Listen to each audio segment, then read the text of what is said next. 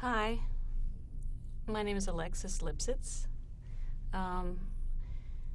Here to talk about the World Trade Center experience. Everyone's had an experience, and mine was certainly much more benign than most. But I was getting ready to go to work, and I turned on the Weather Channel to see what the weather was going to be, and there it was, the picture of the towers. My sister called from North Carolina, and she said an Airbus crashed in, and first you can't even imagine. So we all, my husband and I, ran out on the street. We live at 9th Street and University, and just had a clear view, looked up, and it was horrifying, and yet I still don't know what I was seeing.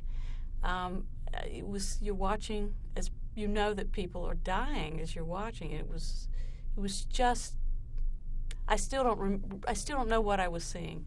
And for some reason I said, goodbye, honey, I'm going to work, and turned on my heels and got in the subway, which was probably one of the last subway cars to run.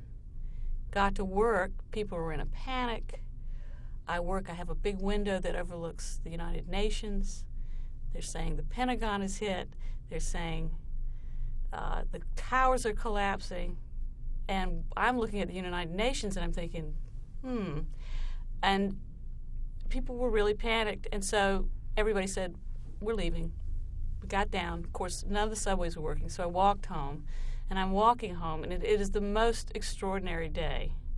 Because at a certain point, I started seeing in the 30s and the 20s, you could see people who had been evacuated. It's sort of like pilgrims, droves of people coming from downtown. Then closer and closer as you got, people, it was something that you'd see, it was like people's car radios were on, and hundreds of 20s and 10s and scores of people standing around car radios listening, silent. It was the most extraordinary day. I'm a photographer, and yet I was compelled to go down there. I had to go down as far as I could. I went to West Broadway, but I didn't take my camera.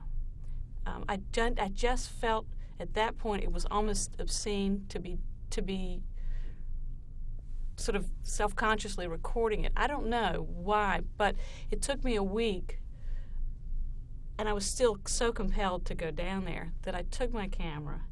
And I got as far down as I could go, which was where J&R Music World is. And it's a clear view of St. Paul's Church. And it was the end of the day.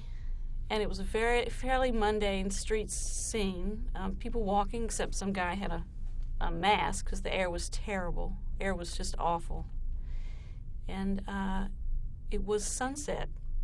And I looked up on this mundane street scene, and there's this incredible shaft of golden light beaming through above St. Paul's Church, where the World Trade Center, coming from where the World Trade Center had been.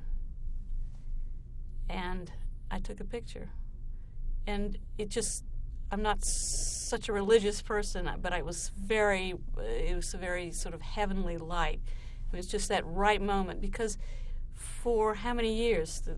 The towers were built in the 60s. There'd been no sun coming through that.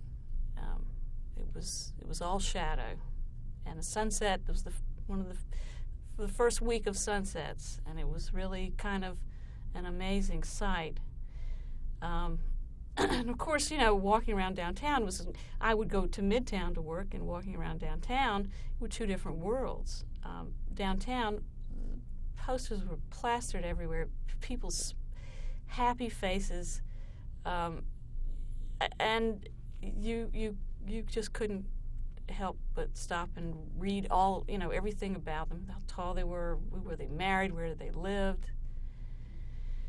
There was a lot of, spontaneous crying, and it was an extraordinary experience. And of course the smell. We live on 9th Street, we're in Greenwich Village. When the wind blew, and this was for months afterward, we'd be sitting there, we'd sort of you don't think about it after a few weeks, or it doesn't, because we were watching the TV for weeks, and then you stop thinking about it, and you're sitting there and you're playing guitar, you're at least watching TV, and the smell comes in the window, and it all comes back. You shut the window, you turn on the air, and you go back to what you're doing.